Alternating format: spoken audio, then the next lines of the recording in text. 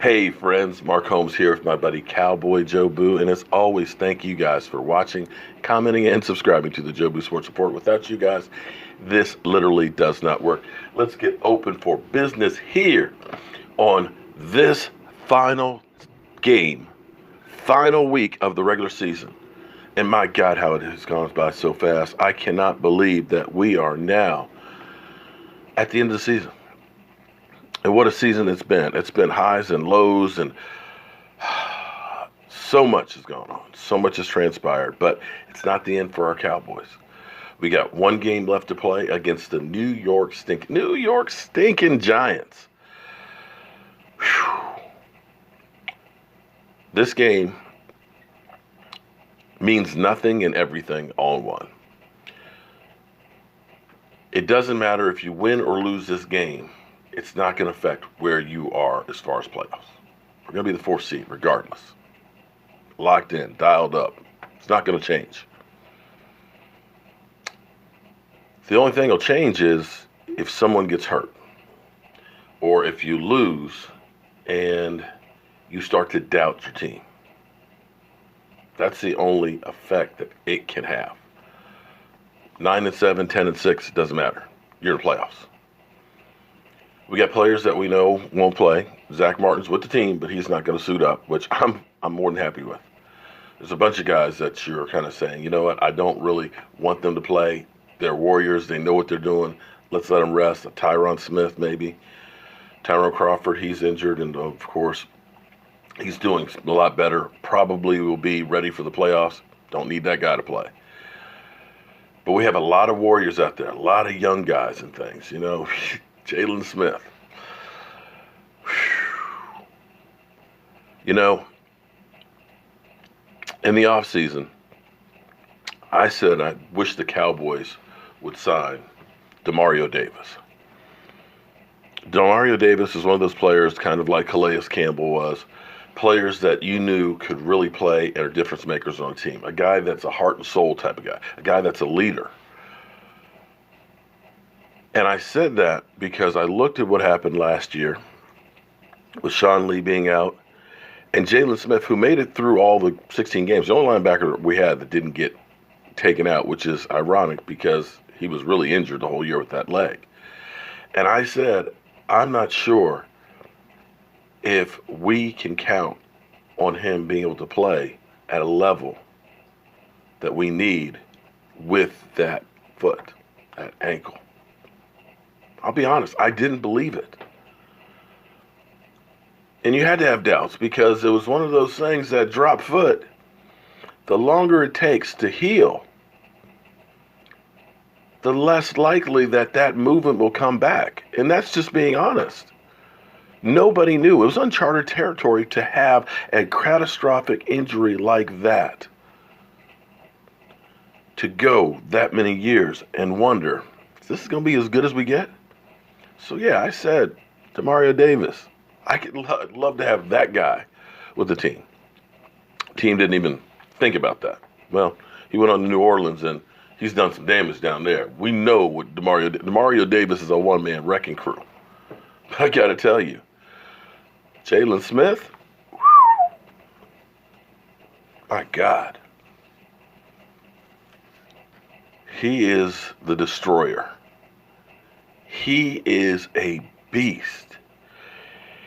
He is about the most out of controlled man that I have ever seen. When he hits, the power, the fury, and everything. But it's not just about, you get guys that just go out just to knock somebody out. They hit hard. But his technique, his skill, his ability to wrap a guy up, because how many times do you see somebody break a tackle from the destroyer? They don't get away. When he gets you, you're gone. And he has become that heart, that soul, that leader on that defense, that guy that's going to be there. And at the draft, you know, here's the thing. People will say, You said this, you said that, you changed your mind, you're a lot. No, I tell you when I'm wrong. I tell you and admit when I was wrong. I remember sitting there at the draft with Vash Lombardi. First round of the draft. We're looking at people flying off the board and stuff. And I had gotten word in the morning that Vander Esch was the guy that everybody in the Cowboys organization wanted and targeted. If they could get that guy, they would feel like, we're done. We're fantastic that first night. I was like, come on. That's just smoke and mirrors. We got to get a guy on the offense. Lo and behold, it was Vander Esch. You've seen the video. You've seen the clips. You've seen us going, what the hell are you doing? You seen Vash Lombardi in a state of shock. You saw the fans like, oh, damn, packing up and leaving. But Vander Esch, the Wolf, oh, sorry, I can't help you real good. I've got a bit of a cold here. My God. The comparisons to him were Brian Urlacher. In that first game you saw him, you're like, you look lost. He looked like a cub, little baby wolf. Scared of his own shadow almost. And then Sean Lee went out. You started seeing him come on. And you figured, okay, it's a good couple of games. But he has become fierce. Between those two,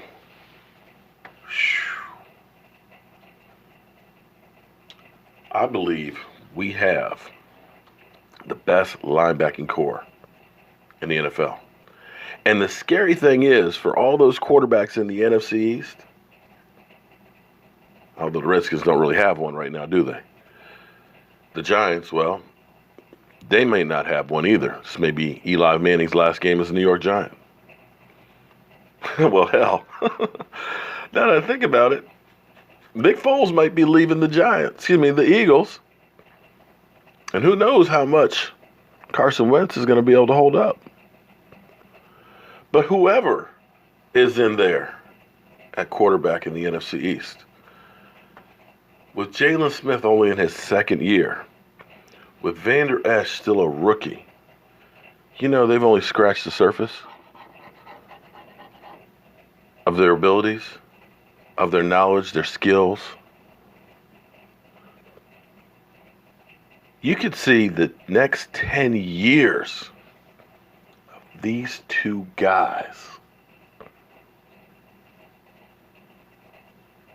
And that is unbelievable where we stand today. Because in the beginning of the season, at the draft, did anybody, and I mean anybody, if I said to you that Sean Lee would only play a couple of games in the season, did anybody think that we'd have the best linebacking core in the NFL with that happening? Yeah. That's the NFL for you. You're not somebody until you become somebody. And these two guys,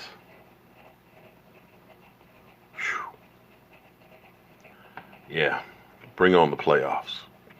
So we're going to be doing the game from here at Joe Boo's Man Cave and Store. E2 Blue will be in the house.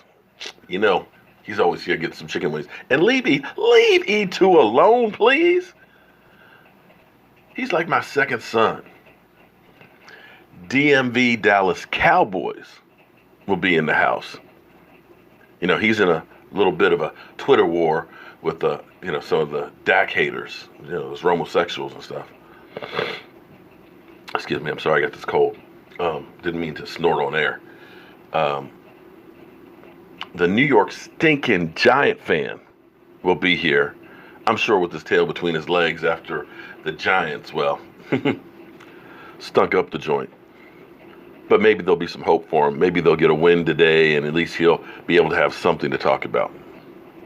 But we're going to bring you guys something different, something new, something that I don't think anybody else has done yet on YouTube. Because, see, here's the thing.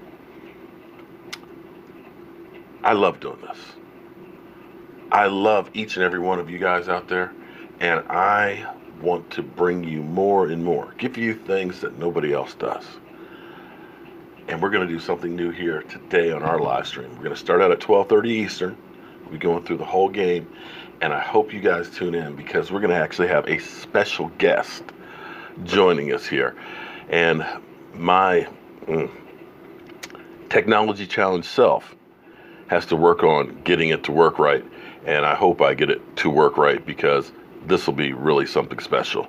So I'm going to tease that just a little bit, because it's definitely going to be worth watching the Jobu Sports Reports live stream.